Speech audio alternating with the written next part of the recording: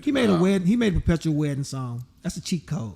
That's a cheat code. It's a cheat code, man. That's a cheat he made code. perpetual wedding songs. It's a cheat code. It's like Will Smith made Summertimes, Unlimited. Mariah Carey made Christmas. Come on, man. It's these little cheats and shit that happen, man.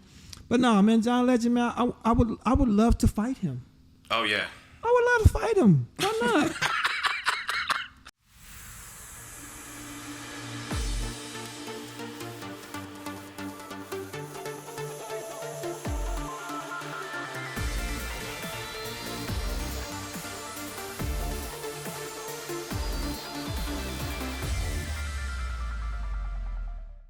Today's podcast is brought to you by one of the absolute best real estate agents in the Cleveland market, Tom Sugar with Howard Hanna Real Estate.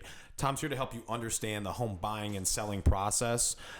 He's here to ensure that you're also always going to get the best price, whether you're buying a home or whether you're selling a home, and his customer service skills are top notch. Give Tom a call at 216-406-2841. That's 216-406-2841. You can call or text him or visit his website, shugsells.com, SHUGSELLS.com. Visit Tom Sugar, everybody. He is the best. I think what I find to be like most interesting though about Kanye from a fan's perspective are the things we don't know, right? Because we're sitting here and we're talking about, he writes the greatest music and he does, performs an amazing, he does, it's his work is unbelievable, right? Yeah. And then you see him go on different shows and kind of pop off and stuff, and there's that percentage of the population that's like, he's insane. And then there's that other side of the population that's going, well, he's just really misunderstood. So, like, what's your true opinion of that? Both. I think he's not misunderstood in the way you think he's misunderstood. I think he's misunderstood. I think the good things people think about him are the misconceptions. There are good parts of Kanye. I've seen it before. But it's rare. Right. Yeah. He doesn't care about being good, though. He tells you he's an asshole. He tells you all these things, but we choose as humans, because it's part of our nature as villagers, is to see the best part of people, especially people that seem to have power or attention. Right. So we want to think the best about people in that position. Like Donald Trump. People are like, well, he did some good things. Name them. Yeah. I mean, literally, name the good things he's done. Absolutely. Besides, you always have to focus on the division of the people and what that really creates, especially with him, you know? I mean, there's, whether, you want to argue either way, whether it did good or bad, the bottom line is, like, the division of the people is not always a good thing. You don't have to argue about good or bad. Yeah. It's all in facts. It's all empiricalized data. We don't have to think about it. People want what they want to feel what they want to feel. And that's with Kanye or J. Cole or Jay-Z or Beyonce or Taylor Swift. It doesn't matter. People want to feel what they want to feel about that. What you want to feel about your first girlfriend versus your ex that you hated, versus your current girl. It's all the human machinations. But Kanye is able to manufacture the dopamine. He cries out and says, hey, they're bothering me. And humans, we naturally want to, protect people. It's the little boy that cried wolf. We run down there. Every time he says, they're stopping me. And then you ask a question. Most arguments can be resolved with asking a question. Yeah, I really agree with that. Just having the actual dialogue rather than, because a lot of people, in my experience, and you can tell me about yours too, you have people that instead tell other people about their problems, get all bent out of shape about it on the other side of it. Mm-hmm. But if they simply just had the conversation, it would be a totally different story. Just ask the question. When people say, "Oh, I love Malik. He's my favorite person. I love him so much. God told me to be by Malik's side." What have you done for Malik? Right. Ends that conversation. Don't let people get close to you by using their association with me. What's respect mean to you? I go to the traditional word. I go to the etymology of the word. Re, in ancient Latin, to do again, and spect, to look. Just look at it again. I like that. Analyze it, Take a closer look. That's what I look at as respect. I like that. I like that a lot. I'll switch gears a little bit here. I want to get into what the kind of the work that you've done. Mm-hmm. Obviously, you've done worked with a ton of artists. Some of them include Kanye West, Beyonce, John Legend, Drake, Snoop Dogg, Ty Dolla $ign. I mean, the list goes on and on and on. It's a crazy list. That's a crazy list, dude. That's an insane list. With Kanye, what kind of music have you written with him? Like, give me some of the songs that you're a part of, and what you've done on some of those as well. I mean, it's like, I think I'm credited for 120 songs maybe, and that's another like 300 I'm uncredited for. Wow. Something like that, yeah. Wow. So I mean, it's like really easier to answer which songs haven't I worked on. Probably, I have to really think about that too, because when you're in this kind of ecosystem, some of my influence bleeds into songs when I'm not in the studio, because he videotapes everything and goes back and looks at it and listens to it. Hey, record that into my phone. Oh, hey, record what Malik is saying. He'll go back. It's in his hard drive. He'll go back and listen to it. So I think the Malik Yusef influence has been prominent and persistent in Kanye West's career from the beginning of it. Yeah, I mean, and when did you meet Kanye? His mom, Dr. Donda West, introduced me to him. She said, "I want you to be around my son." And I was like, "Oh, who is that son?" She's like, "He's a rapper and a producer named Kanye West." I said, "Yes, ma'am," because I have a thing called mother hunger. I was abused by my mom, and it was rough, neglected, abused, shunned, hated, and so I'm constantly in this mother hunger. I have these mother wounds and these mother scars.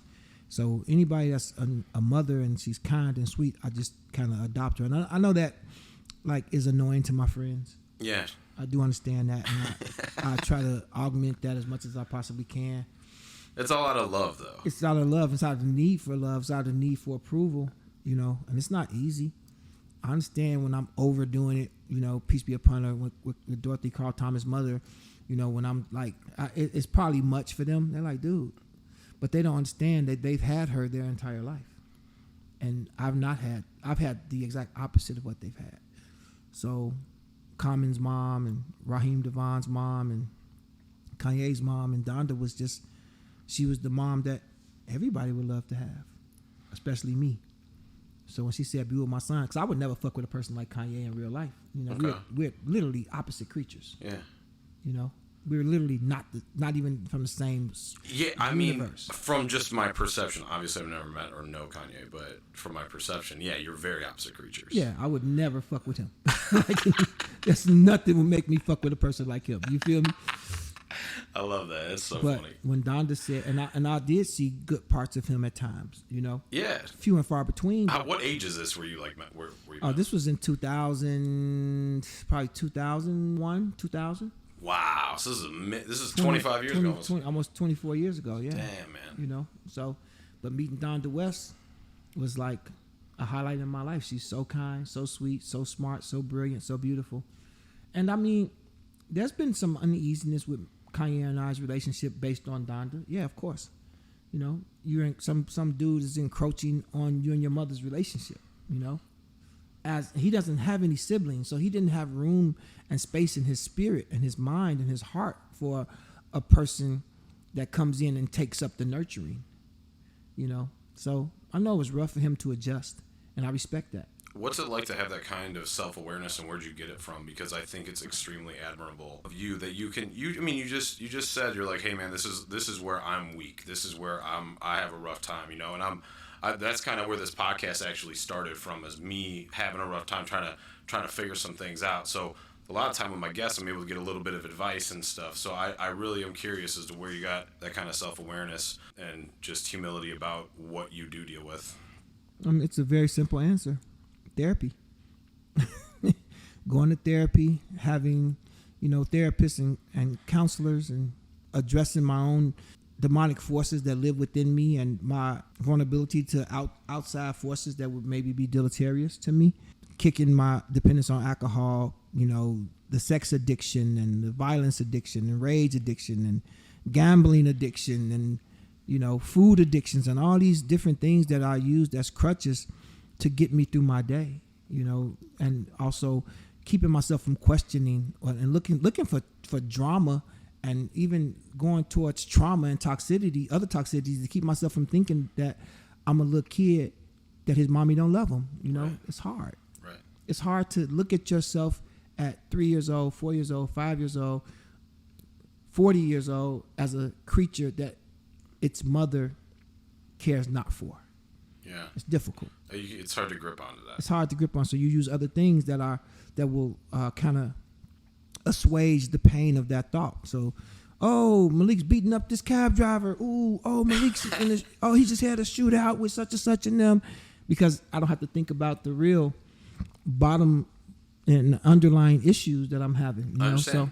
So going to Harris Casino and losing $30,000 feels less painful than knowing that, when I was 10 years old, my mother intentionally went to sleep without washing my softball uniform so that I could suffer intentionally. You know what I'm saying? It's rough. It's different if it's unintentional. If it's unintentional, it's different. If there's some chemical stuff that's prohibiting her from performing her duties as a mother, but when she says, I despise you, I loathe you, I can't stand you, I hope you die, you're the devil, not a devil, the devil. And seeing your other brothers and sisters and your siblings and even neighbors and friends not being treated anything like that, it damages parts of you, man. It really fucking discombobulates your mitochondrial DNA. Yeah, I've had problems with my mom too. So like my mom and I really had a falling out after she had broken up with my stepdad, and she had cheated on my dad with my stepdad, then cheated on him. It's just like one thing after another, but there's constant change. I'm 30 years old now. I moved like 35 times, right? And then, and that's just, it's just what? The way it goes. Hold on, say that shit again, Yeah, I'm G? 30 years old. I've moved 35 times. There's no fucking way. Yeah, I could count them all out. I could write down every address for you, actually, if I wanted to. Hold on, you're 30 years old and you've moved 35 times? Yeah, because my dad, what he used to do, so That's parents, impossible, bro. So I wish it was impossible. My parents split up. My dad's like a big cokehead, still is a big alcoholic, things like that. What he would do is he would get into new places in the city we lived in, Rocky River, which is like a small, actually extremely wealthy city. But we never had money. So but anyways, he would move around all the time. He would sign a lease, not pay, get evicted or whatever, kicked out, do it again. We'd move all the time. And then you got to remember, my mom too, she was moving as well. So I was moving on two ends. Oh, Jesus. Right? Yeah. So that's the only reason it's possible. Otherwise that would be insane. But that's what was happening for since 2001.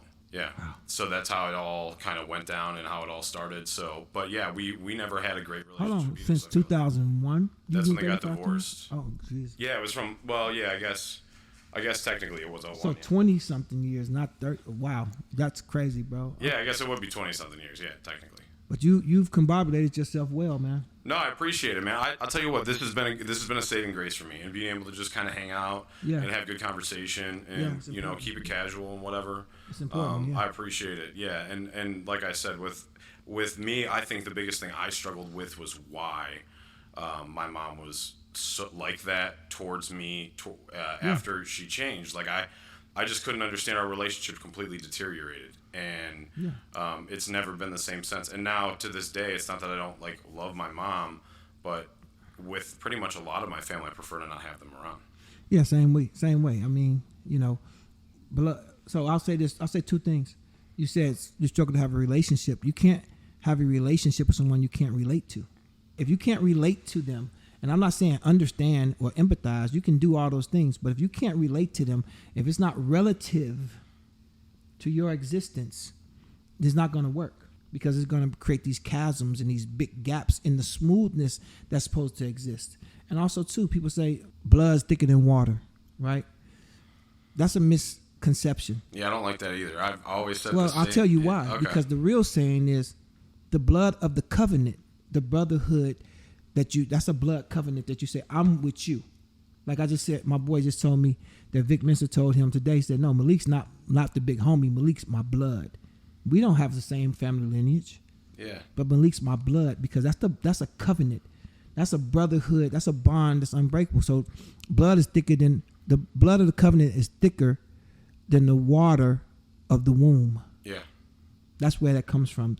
The embryonic fluid is not strong enough to bind you as your word is, because when you give somebody your word, you vibrate a different frequency, and you begin to vibrate on the same frequency, and it really changes your blood. It changes your blood. Hemoglobically, vibration changes your blood. You understand? Yeah, there is that euphoria, and you can feel that difference when you're headed to something that you want to hang out with or you love to see, and it's always a good time. It's a phenomenal point. Yeah, that's a really great thing to hear. Because and I think that's such an important part. I had struggled big time with addiction and just having crazy problems. And if you told me a year ago today I'd be sitting here with you, I'd tell you you're fucking nuts. Right, yeah. You know, but I think now that the course has kind of paved itself and, you know, things kind of got moving and shaking a little bit, you know, we're just in a better headspace and things like that. But having good relationships and people around that love you and are like blood in that sense are, in my opinion, way more important. What? Yeah. Bro, like my siblings, you know, one of my siblings I still talk to. The rest of them, they don't give a fuck about me, and I'm glad they don't give a fuck about me. They don't care. I've done everything I could do. I've delivered every good thing to them that I possibly could. I've given them something to be proud of, which is me.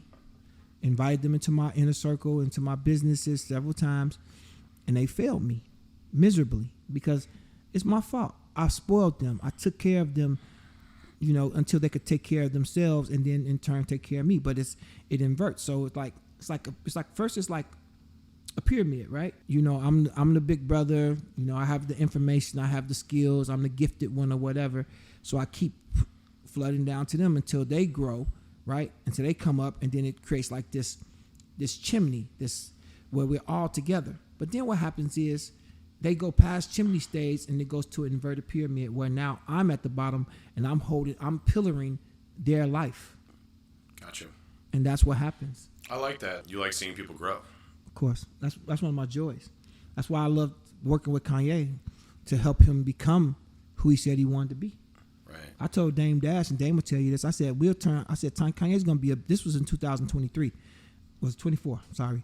I said, man, we're going to make Kanye a billionaire in 2 years. I could trajectorize and prognosticate what to do with the business around Kanye. I knew that the business in the industry was way bigger than the music. Dame was like, nah, it's too hard to be a billionaire. I was like, no, not with our plans.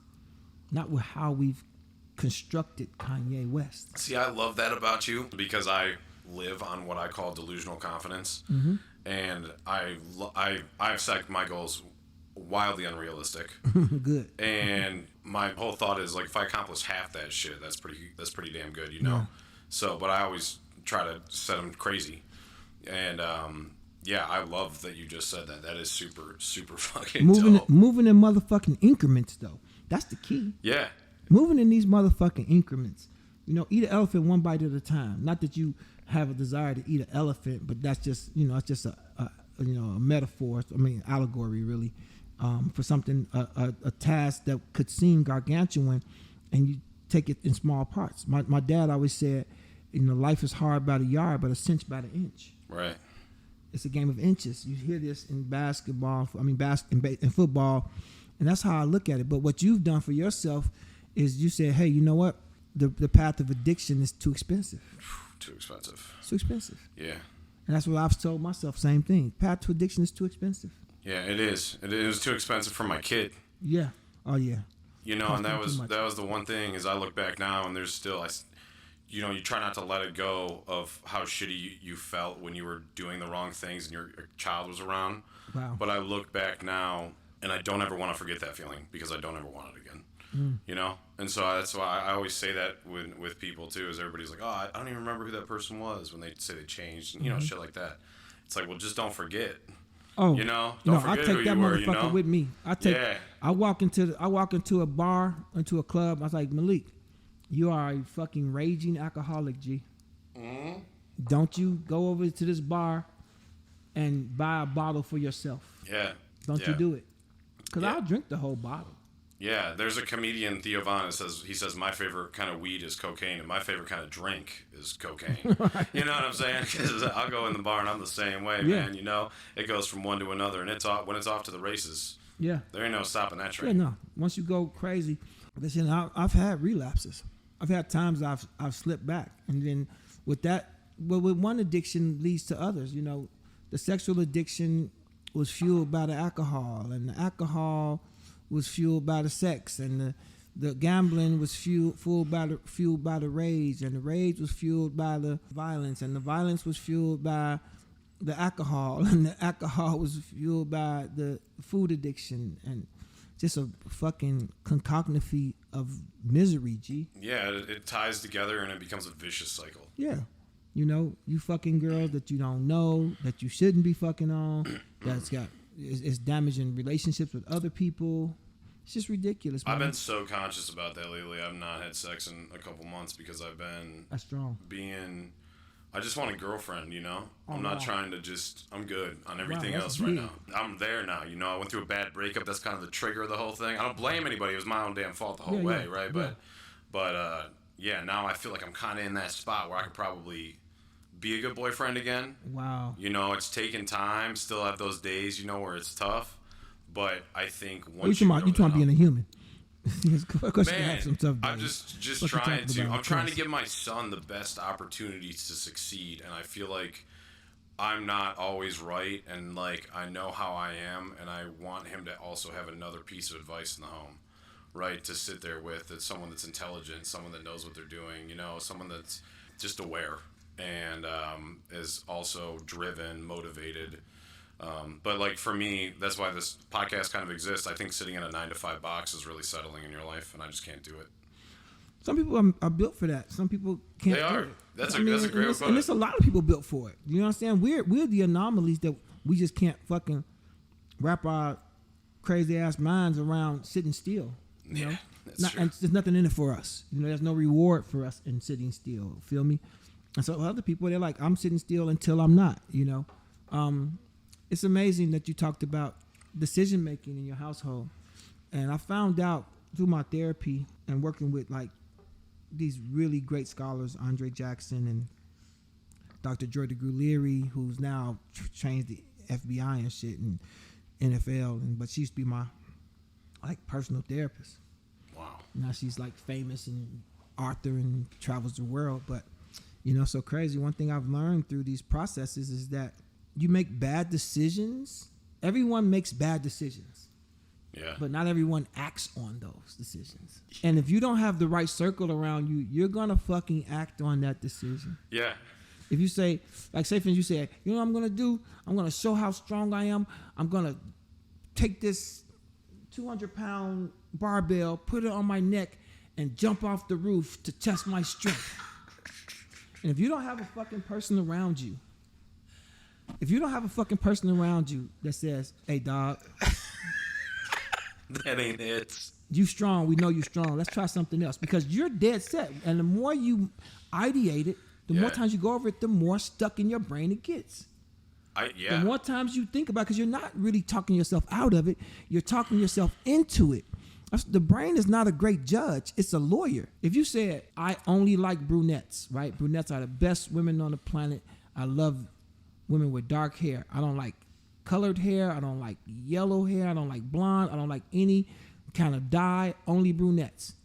Then you're gonna not only see more brunettes. You know, it's that retinal identification component that the brain does, but it also gonna tell you why blondes are no good. So when a blonde does something, like, see, all the blondes are that way, but this brunette does one positive thing, it's gonna reinforce.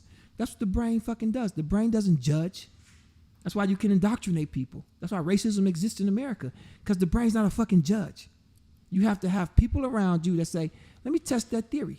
And if you get into that echo chamber of only people that think like you, you're going to fuck up. Let's think about like the big people, Epstein and all these fucking crazy people that do like, what made you think this was a good idea, dog? Yeah, isn't that wild? Isn't that like just the concept of that ever happening? Is that just insane? Insane. Yeah. I'm gonna go so far, fuck a resort. I'm gonna build an island to do this wild shit on. Yeah. What? And then they have all these like, that's fucking wild. I mean, that's fucking insane, dude. Insane. And they haven't released, like, don't they have that one chick in jail in Florida or something? Jasleen or some shit like that. Yeah, she's sitting in jail right now. Trump gonna be like, I wish her well. You shouldn't have said nothing. But we need to know, like, what was going on that island. Some shit. Don't say nothing. Why would you, as the president, like you, I wish her well? Because that's your friend? She's a fucking monster, G. But again. Yeah, she's not in jail for no reason on exactly. that, dude. You wish her well. Okay, you can do that, but don't say that in a press conference, G. Fuck's wrong with you? But this is, again, when you got all these fucking yes men around you, and that's why with Kanye, I'm like, no. Well, is that a tough thing for you because you don't seem like obviously you're not a Trump fan, which I get. No, it's not that I'm not. But like I know Kanye, Trump personally. I know Trump personally. Okay. I got introduced to Trump through Mike Tyson. No shit. Yeah, and then reintroduced to him by Will.i.am. Mike Tyson's the man. That's Big my, fan. That's my big bro. Yeah, I love Mike Tyson. On his podcast, he talked about me and him being locked up together. And I was 19 years old. I was in jail with Mike Tyson. I became his friend, and we stayed friends since then. Is that how you met him? That's how I met him. No shit. In jail. What was that like for you when you're in jail and Mike Tyson walks in and you're like, holy fuck? Well, I knew he was coming. That's why I stayed. Oh, nice. Yeah. How'd you stay? Like you're Well, just, I could like, I'm have gonna go bonded beat the out. fuck out of somebody. I could have real quick? bonded out. Nice. I would have bonded stayed out. too. Yeah, I stayed. I would have stayed too. Yeah, I stayed under what they call a straw or a dummy. I had a fake person. I was a fake person.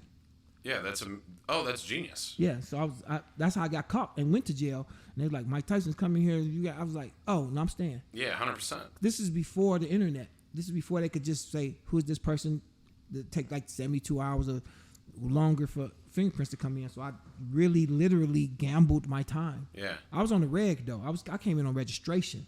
No shit. Yeah, I was on the reg, so they called it being on the reg. You come in on registration at IYC. Where were you locked up at? Indiana Youth Correctional Center. Indiana. Okay. That's where he did his time at. And there was two parts of it. There was drugs and there was sex offense. Non-violent, all non-violent stuff. Anything non-violent was there. And he came in on that bogus rape charge. Oh, and, yeah, that's right. That's exactly what he was locked up for, that bogus rape charge. I came on drugs. So what happens is these people used to sell you identities from college kids. They go to a college kid and be like, hey, how you doing? Let me give you $500 to use your name and address and stuff. Okay, cool. Then they go sell it to a person that's really doing crime like me. You know what I'm saying? Yeah. For $5,000. And I bought a dummy. So I just put my face on it. They were same age, usually like a college athlete or something like that. You know what I'm saying? And this is me now. But they probably, what I'm assuming, they resold it.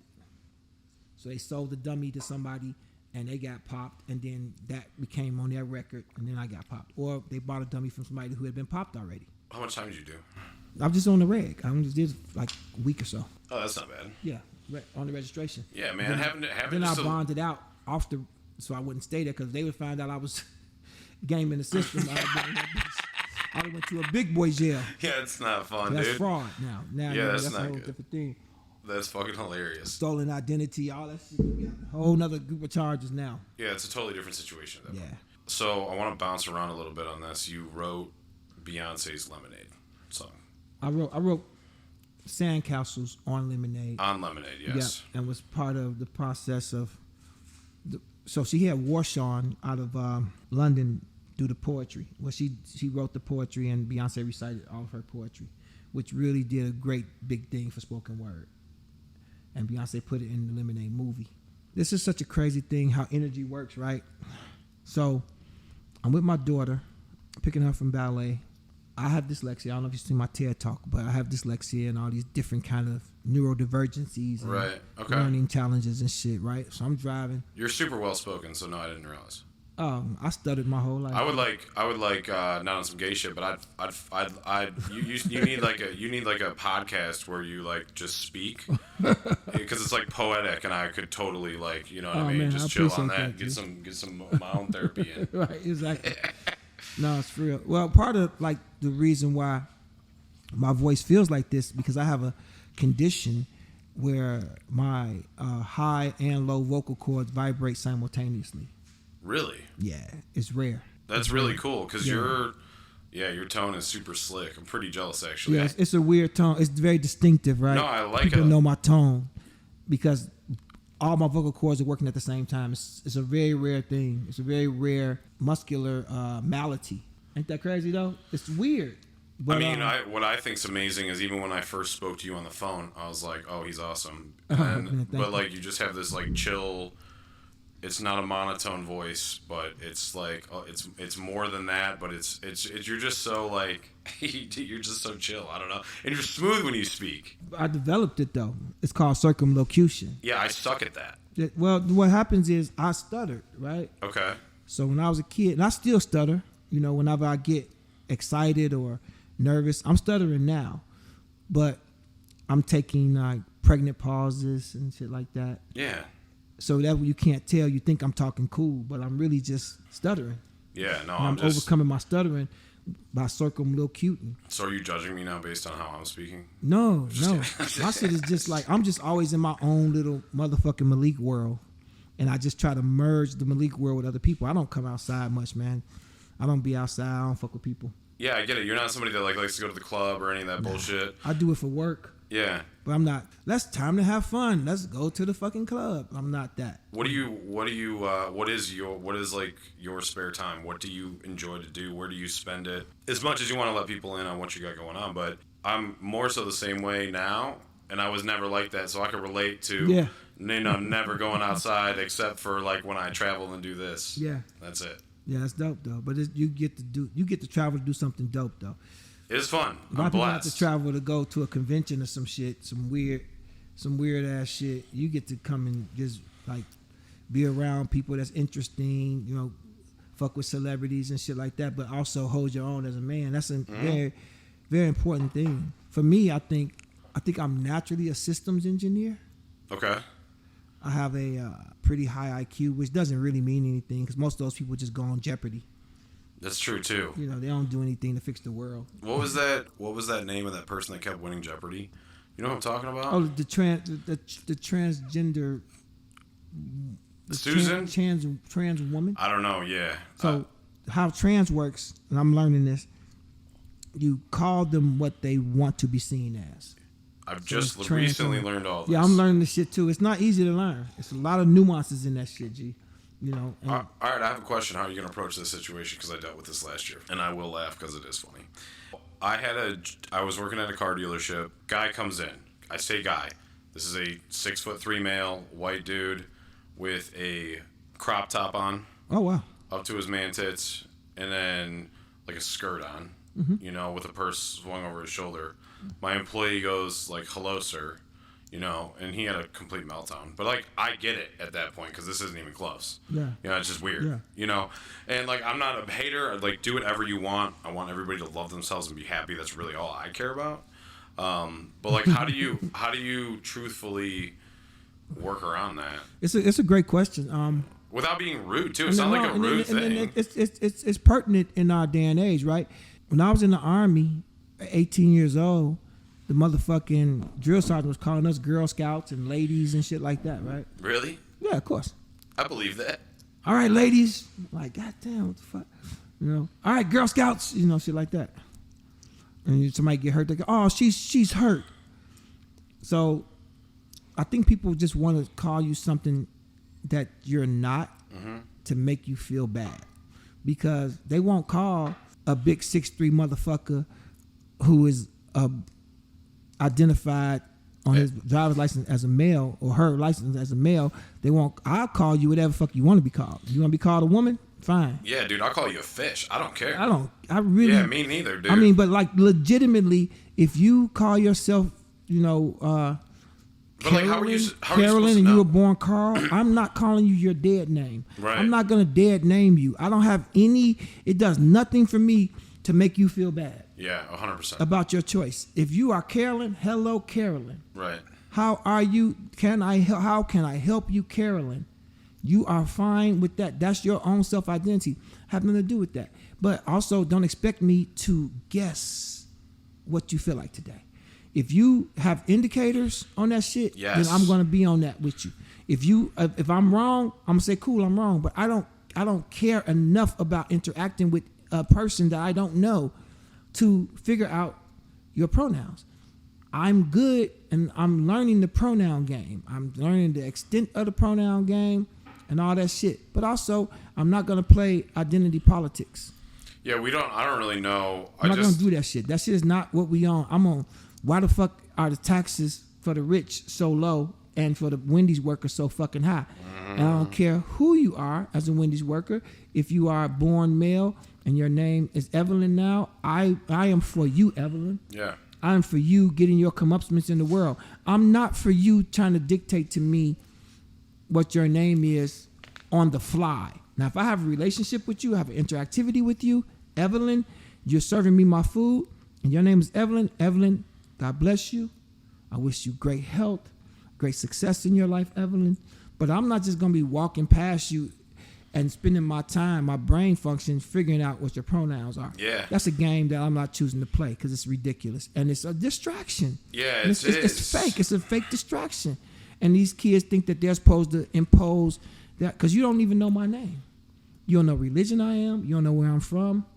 And you don't care. You just want to impose this ideology on me because you don't have anything else. And it's not your fault.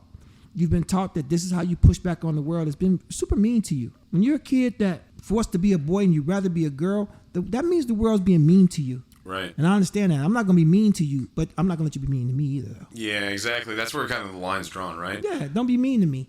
Tell me, if I make a mistake, if I call you ma'am and you're a sir, say, hey, I'm a sir. My nigga, got you, sir. That's it. That's it. I'm good. It's just that You don't have to I tell always me struggle all with the it. other details. I'm not interested in those details. Like, I don't come to you and tell you that I like this type of thing and it's my favorite food, my favorite color is this. I don't do that. It's the same thing, Your adjectives, your pronouns, you get to own those. And I get to respect you for those. Right. I get to be in accordance with what you want to be, how you want to be seen, but you don't get to lambaste me and berate me for not having the clairvoyancy to know what the fuck you on today, shorty. Yeah, exactly. You can't just be like, that's what it is. Because like I said, the struggle I have is like, I'll call you whatever. I don't care, but like I gotta know. Yeah. And there's you know what I mean? So I don't know if there's a name tag or something that we could get situated. I mean, but no, I don't want people to be labeled in that way. The whole thing is about non-labels and shit like that. But don't expect me to have an automatic response to your whim and your feelings. Yeah. And your beliefs. I don't have to adopt those for us to. We don't have to think alike to think together. Yeah, we don't. Yeah, We can really solve exist world together. problems. We can really solve world problems and respect each other and give people leeway and movement space in our world without, even if we come into collision points, it's still fine. But you're not gonna make me feel bad for not fucking knowing how you feel today. It's days I feel like motherfucking eating vegan and not eating steak. But I don't get mad when somebody offers me steak. Yeah, of course. Of course. I don't get mad. No, It's like, nah, today I'm like a on legitimate some vegan way to look shit, at G. that. I'm on some vegan shit today, G. I'm not doing it. I'm not. Yeah, and then getting pissed because I don't know that. Because Yeah, even though we had steak last week. Exactly. Just Yeah. like you always come to this restaurant and order steak, Malik. Well, this time I'm doing vegan. I'm not mad at you at all. I'm like, no, I'm vegan today, Joe. Show me your whole vegan menu, and that's how it should be. And of course, a lot of these people have been ostracized, taken advantage of. Got a whole bunch of shit they dealing with. You know what I'm saying? Being touched without your permission when you're a kid. They got a bunch of shit they fucking with. But I'm not in your circle. Right. I'm not your. Now, if you're a family member or a friend or somebody in the industry that I fuck with, and you say, "Hey, I'm pansexual," I'm like, okay. My nigga Wayne Brady is pansexual. How do I address you? Yeah. Have your pronouns switched? You gotta know. Because I love you. Yeah, you gotta know. I want to know everything about you. This random motherfucker delivering a hamburger, I don't care that much, G. Well, you're not going to take that kind of time. You're not going to take that kind of time. Investigate your shit. Tell me what it is. We have a casual interactivity, and then move the fuck around. Just like me. Somebody offer me bacon, I don't be like, what? I'm a Muslim. You don't give me no bacon. I'm like, no. No thanks. No thanks. All right, so we'll switch gears again. I've got here's a question for you. As far as like you've written, like I said, you've credited for all these songs, and you've not credited for probably even more of them. 300. Yeah, that's wild. Maybe a little bit Do more. you have a favorite verse that you've ever written that's really gone wild? That I can't tell you that because that's like there's a code of conduct and okay. respect when you're a songwriter. Okay. To not tell people. People have figured out like. Oh yeah, like who's it for and all that stuff. I get it. People have figured out like they'll say a Kanye verse like you wrote that. I'm like, how the fuck did you know that? Yeah. Like, now that I know you, I could tell your style. I'm like, that's crazy, but I would never do that. It's not. I could tell your style once I looked you up, and then after we spoke for the first time for like 10 minutes on the phone. Yeah. Which I actually really appreciate out of you. Here's why. I got a chance not to necessarily get to know you, Mm-hmm. but I could feel at least if there was a vibe to have the conversation, and you know what I mean. And it's nice when you have that, because I have had guests obviously in the past that we struggle to have conversations with. Right, everybody will give you a one-word answer, whatever it might be, and as impressive as your poetry, or I call it poetry, but as far as the writing and stuff like that goes, I'm a spoken word artist at the core. Yeah, and well, I mean, as well as a composer, a producer, I mean, he's done it all. I really, as we got talking, it's like, shit, I could dig on you on life situations probably even harder than I could on your career, because of how well spoken you are, and because of what you really believe and the way you move. I appreciate that, my nigga. Yeah, I really think that's really, really impressive. What was like your wow moment in your career when you first kicked it off? What was like your we'll call it your big break, I suppose, for cliche terms. There's been a myriad of big breaks, right? It's been like a bunch of small impacts that lead up to something big, something that may seem somewhat insignificant, like going to a spoken word spot. Mm-hmm. And then that led to coming back again the next week, and then that led to being on ABC Worldwide News, and then that led to this, and it's a snowball, I would say. Yeah. Yeah, I would say it's a snowball. I would say it's like it's gestation, it's like sperm and ovum mix. These two little drops of fucking liquid that contains the entire building blocks for a human. It's wild. That shit's wild, isn't it? It's fucking crazy. That shit's bro. crazy. It's mind blowing for real. It's crazy. Dude. But when you look at it and how it's engineered, right? And let's look at it from an external component outside of like humans, the complexity of human. But just think like an oak tree. How much of an oak tree is an oak tree? Well, we know how much. It's what's inside the acorn. Right. Yeah. It's not even the acorn itself. The acorn is the shield, is the vessel. It's what's inside the acorn. That's how much of an oak tree. The rest of it is water and fertilizer and dirt and sunshine. As big as this motherfucking tree get, it's just really this tiny part. So how much of us is that, and how much of us is everything else? So we're carrots and celery and Oreo cookies and motherfucking whiskey. You know what I'm saying? We're all this shit. So that's how my career is. Like, you've done so much work with so many people. It's crazy. I mean, it's crazy. It's fucking crazy. It's fucking crazy. When I first started reading your Wikipedia, because that's like usually my first source, but I dig farther, because like you never know, right? Investigative journalism. That's smart. Yeah, well, and the other thing is you don't want to... Do you call yourself a journalist?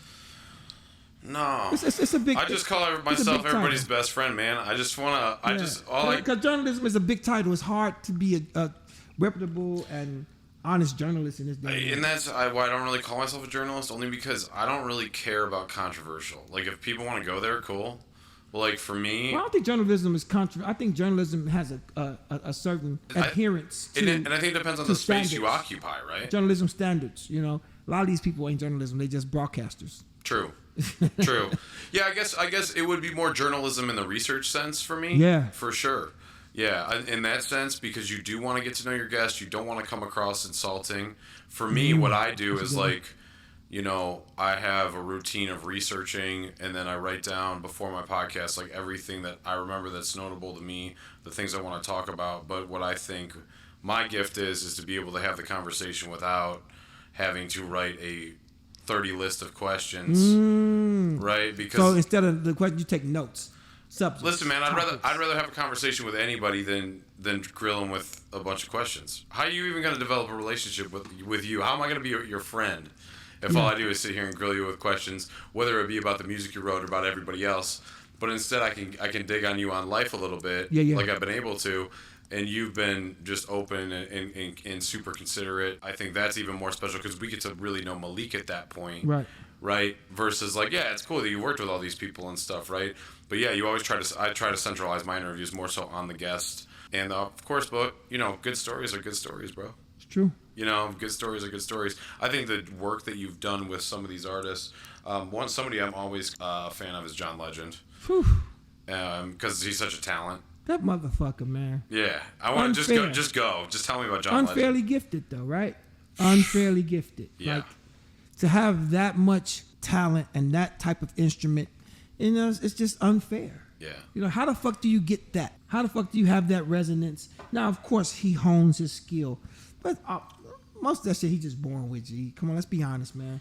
And other people don't get born with that. You know, so it's just, you know, some people are just, you know, like Shaquille O'Neal, just born tall as fuck. G, Yeah, like, you know what I'm saying? Like, it's how it is sometimes. Yeah. You know, and not everybody that's Shaquille O'Neal's height was going to be Shaquille O'Neal, but damn, made it so much easier. Shaq is just just a mammoth of a human being. It's fucking crazy. But when bro. you're born with that talent, no matter what space that you're occupying, whether it be in the music industry, in any athletics, right, at all, or anything that requires any sort of creative, I mean, it's unstoppable. It's unstoppable, and like if you work that shit, it's unstoppable. John Legend is fucking ridiculous. It's difficult to be around John Legend, bro. Is it difficult because you're It's difficult because it's just like. Do you feel like he's so far superior? Yeah. Not because he acts like that, but just simply because you go it's to fucking his John house Legend. to record, and he's like, he can record himself, he can engineer the shit, he can play fucking instruments and shit, he can fucking sing the paint off the walls, and you know what I'm saying? It's just like, man, get the fuck out of here. You're like, why am I even here right now? What the fuck are you doing, man? It's all this shit. Hey, okay, take again, Malik. I'm like, man, get the fuck out of here, John. That is hilarious, And bro. he's brilliant. Yeah. This nigga's brilliant, bro. This nigga's a genius, man. Like a world-class thinker. John Legend can bring me to tears, dude. Bro. So we both got trapped going to Kanye's wedding. It's crazy. We both got in the same day for Mama Donda's funeral. We were at the airport together. And I think we both stayed. No, maybe I just stayed at Kanye's aunt's house with Kanye on Mom's funeral. But me and John were able to be together at that time. And then going to Kanye's wedding, we both got trapped in Philly and got there late. Okay. I was like, how'd you make it to Philly? He's like, man, took the private jet. He's like, All of Me was a big song this year. He said, All of Me was a big song this year. I'm like, enough to take a private jet, nigga? Hell yeah, you tweaking. That's a hell of a great song, too. What? Yeah, that's a hell of a great song. I could probably sing the whole entire thing. Oh, yeah, me too. I can't sing it, but I know that shit. I won't sing it for the sake of everybody's ears. Out of respect for John, I won't sing it. Yeah, exactly. Damn, that song's crazy. That song is hot. Oh. And that song will be forever hot. And I think that's what's also awesome about the music that you've written. And He made a perpetual wedding song. That's a cheat code. That's a cheat code. It's a cheat code, man. That's a cheat He made code. perpetual wedding songs. It's a cheat code. It's like Will Smith made Summertime, Unlimited. Mariah Carey made Christmas. Come on, man. It's these little cheats and shit that happen, man. But no, man, John Legend, man, I would love to fight him. Oh, yeah. I would love to fight him. Why not? I got like 2 or 3 songs with John, 4 songs or whatever. We got this song people don't know about called Magic Man. Me, John, JV, Kanye, and Common. That never made Kanye's album. And it's crazy. And John is just goes fucking crazy, stunting on that. And JV, my boy JV, got a voice too like that. It's just like to walk around with that type of skill. It's like, it's unfair. People are like, life is fair. No, it's fucking not. It's never fair. All right, what do you mean it's fair? Life's not fair. Do you feel like in your career, because this is what I'm experiencing, so I'll definitely ask this selfish question. Do you feel like you had a vision, it didn't go the way you wanted it, it didn't go the way you envisioned it, but it went 10 times better? Yeah, I never thought about the industry in my whole life. That's crazy. I never even imagined myself like having Emmys and shit. What? Making movies? What? How many Grammys do you have? 8. Lost like 32 times. 34 times I think I've lost. Damn. 34 losses, bro. It's a lot. A lot of fucking losses, bro. It's motherfuckers with like, I only got 4 nominations. I'm like, oh, how many Grammys you got? 4. I'm like, fuck. Yeah, dude, but like... You didn't have to go through no pain. There was no pain in your process. Was the first time you were nominated, did you win or lose? I think we won. Let me tell you the crazy thing. We talking about John Legend? Tell you some wild shit.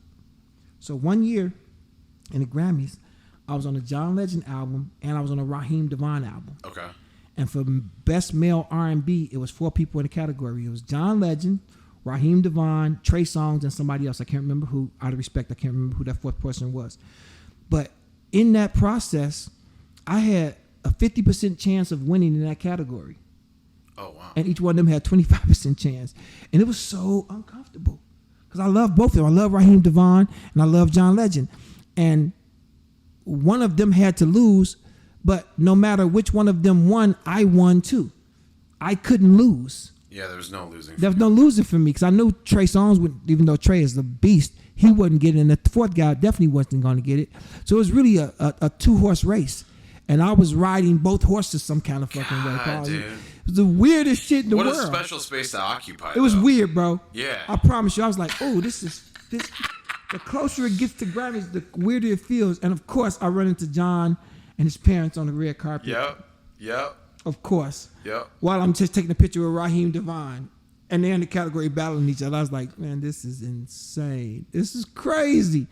It was such a weird space. And I was like, man, whoever loses to the other one, they're both my friends and brothers, and I love both of them. And I'm going to party. It was a weird thing, bro. It's like a strange place to be in. Yeah. It's like if you know, like you were a child, you know, your mom was cheating on your dad. Yep. Okay, cool. That's fucked up. But cheating on your stepdad and you love your stepdad. You're Yeah, like, 100%. what do I say? Yeah. Do I turn mommy in? That's the feeling. Yeah, no, I turned mom in. Did you? Yeah, I ain't no bitch. The wrong is wrong, bro. You That's rode out, it, dog. You rode out with stepdad. Listen, man, blood, whatever y'all want to call it. Yeah, I got no. You had to tell OG. You had to call let it how I OG see know. it. That's why that's a lot of the beef with my family. They don't like it because I call it how I see it, and then I'll come on here and I'll call it how I see it, and people don't like that shit. But I'm gonna continue to call it how I see it. The truth teller has no friends. That's it. The truth teller has no friends, man. And I was a big lying piece of shit a couple years ago, and that was the biggest part of me that had to change because I grew up that way, you know. And you I had learned those tricks. And I'll tell you what, man, I'd rather have everybody in the world hate me for being just blunt, brutal, honest, you know, straight to the point, than have them all love me for something I'm not or something they maybe believe that I have portrayed at the time. But I don't do that shit anymore. So yeah, you can love it, like it, or hate it, but that's how that goes. Hate me for who I am. That's it. As opposed to love me for who I'm not. But this is the entertainment industry where motherfuckers portray themselves to be a thing that they totally not. I see it all the time. Like, motherfucker, you ain't nothing like what you portraying yourself to be. Stop playing. But people believe it because it's entertainment. I don't, and I hate that too. And I've not aired podcasts when I see somebody that is off air. Yeah. When they change up on me, I'm like, They switch up. Yeah, you get people that switch up all the time, and like I just don't. Gee, thank you for saying this shit. Yeah, all the I was time. saying to that people like, never meet your heroes, never meet your icons. Yes, meet them because I need to know that you ain't shit. Yeah, that's it. I need to know that you ain't shit. I want to meet you, and it's gonna hurt. Yeah. When I find out that you ain't shit like what the fuck you said you was. Kanye got his body with Hov, and he called me like, you think Hov mad at me? I'm like, fucking, are you crazy? You got on stage, talked about his wife, talked about his daughter. Yeah. That's gonna Talked get hot. about him, told him don't send your killers. Do you know murder doesn't have a statute of limitation, bro? No, never. How you gonna say that this person has killers? You can't say that, bro. Are you fucking crazy? Where's your not codes? walk away and go, hey, are we good?